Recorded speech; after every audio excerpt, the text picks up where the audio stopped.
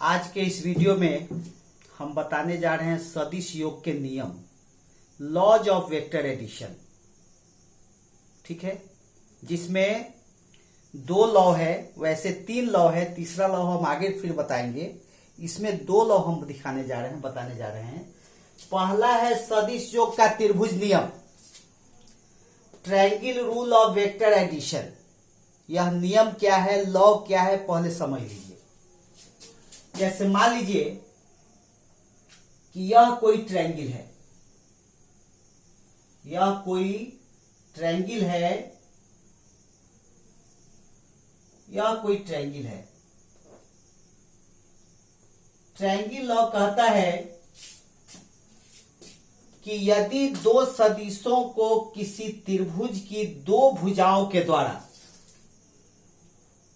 एक ही क्रम में निरूपित किया जाए, जैसे मान लो यह सदिश A है, यह सदिश B है, एक ही क्रम में, यहां ध्यान दीजिए, A आगे की ओर, B ऐसे एक ही क्रम में निरूपित किया जाए, तब त्रिभुज की तीसरी भुजा विपरीत क्रम में, यानी कि ऐसे दोनों सदिशों के योगफल को परिमाण और दिशा में, परिमाण यानी कि माप, परिमाण और दिशा में निरूपित करती है।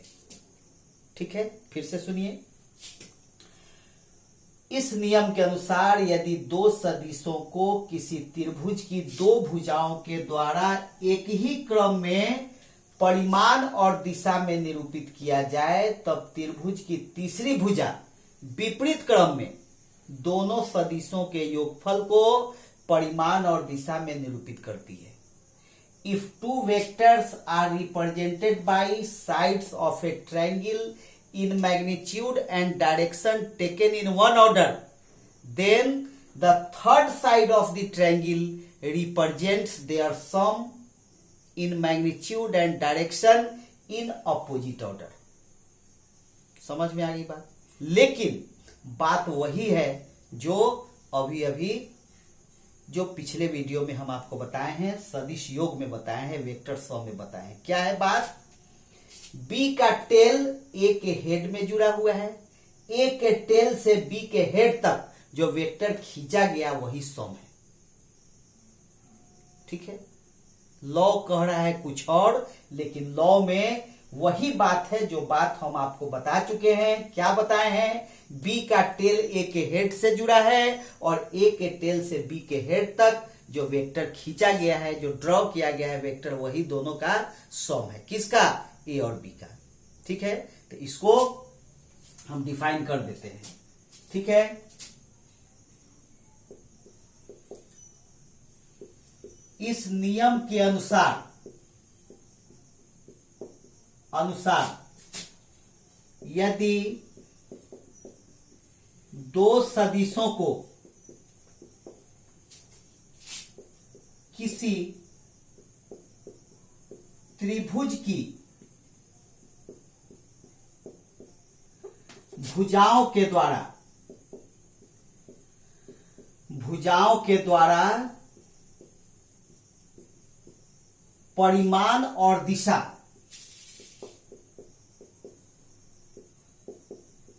में एक ही क्रम में निरूपित किया जाए, तब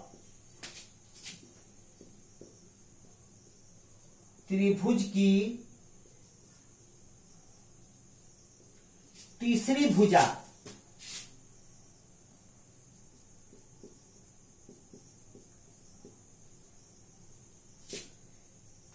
विपरीत क्रम में दोनों सदिशों के योगफल को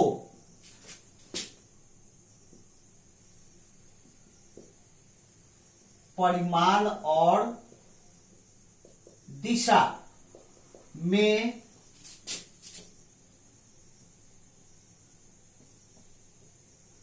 निरूपित करती है। इंग्लिश में लिख सकते हैं according to this rule if two vectors are represented by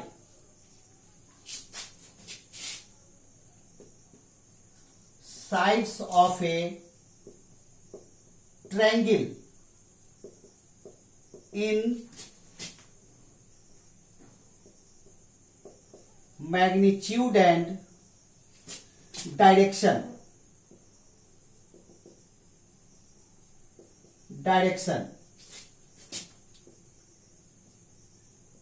taken in one order,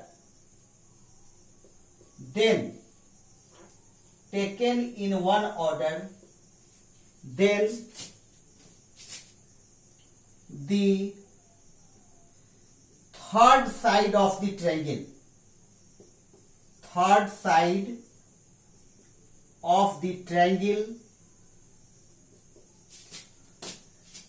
represents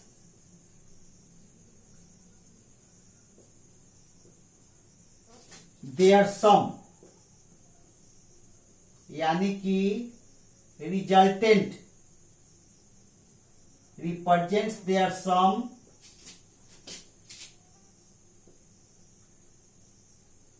in magnitude and direction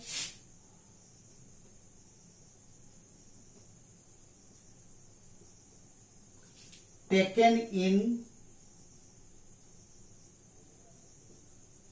opposite order।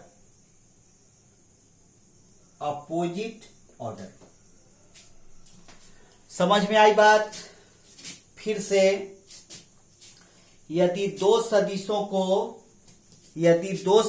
को किसी त्रिभुज की दो भुजाओं के द्वारा परिमाण और दिशा में एक ही क्रम में निरूपित किया जाए, तब त्रिभुज की तीसरी भुजा विपरीत क्रम में दोनों के योगफल को, किसके, ए और बी के योगफल को परिमाण और दिशा में निरूपित करती है। If two vectors are represented by sides of a triangle in magnitude and direction taken in one order, then the third side of the triangle represents their sum in magnitude and direction in opposite order। लेकिन दोनों में एक ही बात है, ये law हो गया, लेकिन बात वही है, क्या? बी का टेल ए के हेड से जुड़ा है, ए के टेल से बी के हेड तक जो वेक्टर खींचा गया, यही दोनों का सम है। समझ में आई बात? चलिए इसको पॉज करके आप नोट कर लीजिए।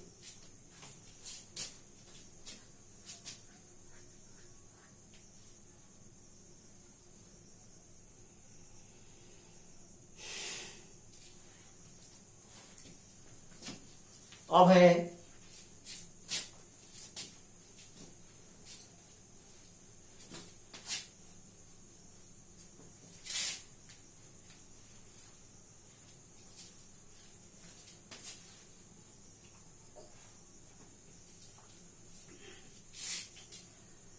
सदिश योग का समानांतर चतुर्भुज नियम। दूसरा है सदिश योग का समानांतर चतुर्भुज नियम, पैरेललोग्राम रूल ऑफ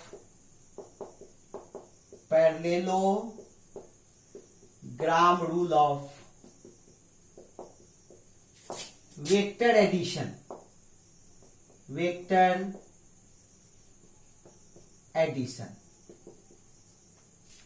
ठीक है, क्या है इसमें देख लीजिए। Parallelogram rule of vector addition में क्या है? यह नियम कहता है कि if two vectors are represented by two adjacent sides of a parallelogram, यदि दो सदिशों को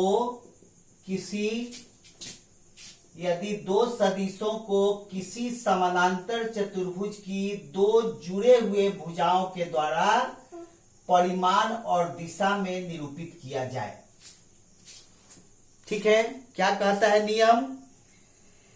if two vectors are represented by two adjacent sides of a parallelogram, यदि दो सदिशों को किसी समानांतर चतुर्भुज की दो जुड़े हुए भुजाओं के द्वारा परिमाण और दिशा में निरूपित किया जाए। अब जुड़ा हुआ भुजा का मतलब क्या है? यह और यह जुड़ा हुआ भुजा है। ओपी और ओक्यू भुजा एक दूसरे से जुड़े हुए हैं। ओक्यू और क्यूएस ये एक दूसरे से जुड़े हुए हैं। क्यूएस और पीएस ये एक दूसरे से जुड़े हुए हैं। ओपी और पीएस ये एक दूसरे से जुड़े हुए हैं। तो दो जुड़े हुए भुजा के द्वारा, एडजेसेंट साइड्स के द्वारा अगर दो वेक्टर्स को हम रिप्रेजेंट करते हैं, दो सदिश को हम निरूपित करते हैं, तो नियम कहता है कि तब समानांतर चतुर्भुज का वह विकर्ण, चूंकि विकर्ण दो है, एक विकर्ण यह है और एक विकर्ण यह है, समानांतर चतुर्भुज का वह विकर्ण जो दोनों के टेल से होके गुजरता है। ठीक है, the diagonal which is passing through their tales, यह डायगोनल दोनों के हेड को मिला रहा है, इसलिए यह डायगोनल नहीं। जो डायगोनल दोनों के टेल से होके गुजर रहा है, जो विकर्ण जो दोनों के टेल से होके गुजर रहा है, यही दोनों के योगफल को निरूपित करेगा।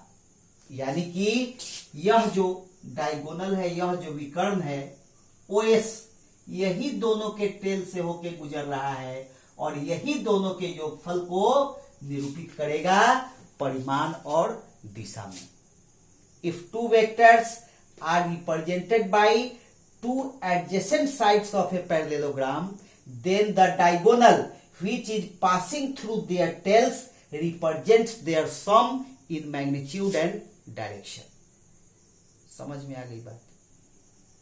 वह विकर्ण जो दोनों के टेल से होके गुजरता है, यही दोनों के सम को निरूपित करेगा, सम को रिप्रेजेंट करेगा। अब सवाल है कैसे? ये तो लॉ हो गया, लेकिन इसमें भी वही बात है। कौन सी बात? बी का टेल ए के हेड से जुड़ा है और ए के टेल से बी के हेड तक जो वेक्टर खींचा गया है, यही दोनों का सम है। कैसे? ये देखिए, यह बी है तो निश्चित रूप से यह बी है। क्या बताए थे? दो वेक्टर इक्वल्स कब होंगे? जब दोनों का मैग्नीट्यूड इक्वल हो, दोनों का माप बराबर हो, दोनों की दिशा समान हो। तो ये बी है तो ये भी बी हो गया। जब ये दोनों बी हो गए तो आप खुद देख लीजिए, बी का टेल ए के हेड से जुड़ा है, ए के टेल से बी के हेड तक जो वेक्टर खींचा गया है, यही दोनों का सम है। समझ में आई बात?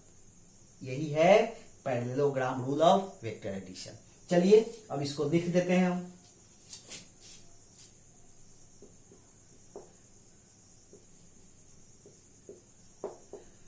इस नियम के अनुसार यदि दो सदिशों को किसी समानांतर चतुर्भुज की दो जुड़े हुए भुजाओं के द्वारा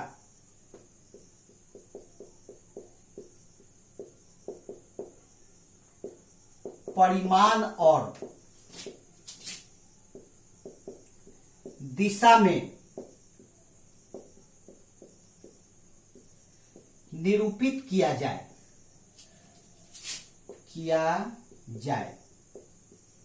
तब समानांतर चतुर्भुज का वह विकर्ण जो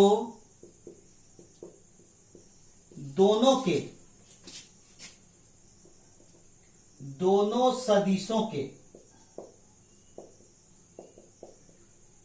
टेल से होकर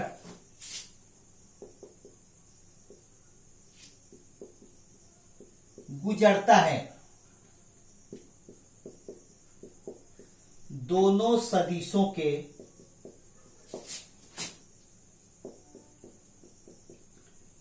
योगफल को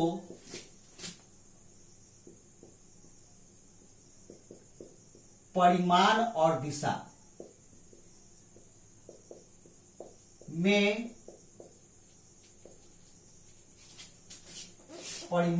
दिशा में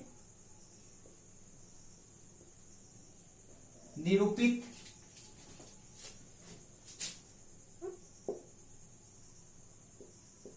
करता है। ठीक है, इसी बात को मैं इंग्लिश में भी लिख दे रहा हूं। If two vectors are represented by two adjacent sides of a parallelogram,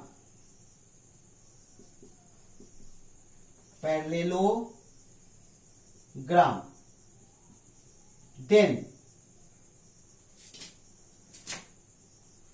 parallelogram in magnitude and direction,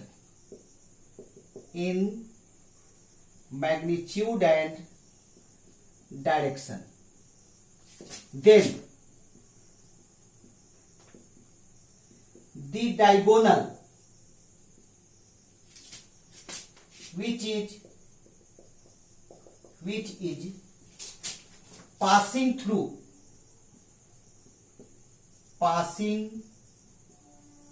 through their tails,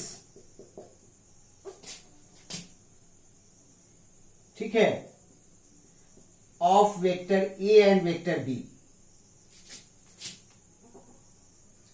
vector A and vector B represents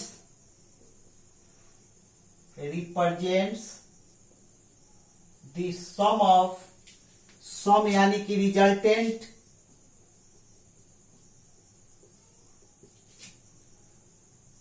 of given vectors A and B in magnitude and direction,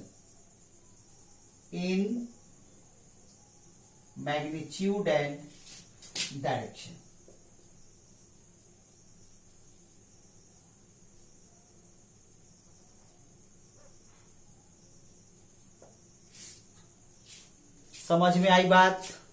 दो vector के addition के लिए ये दो main rule है जिसको आपको तैयार करना है। ठीक है, कई बार आगे जरूरत पड़ने वाली है इस चीज की। चलिए, आज का वीडियो इतना ही। इसको पॉज करके नोट कर लीजिए। ठीक है।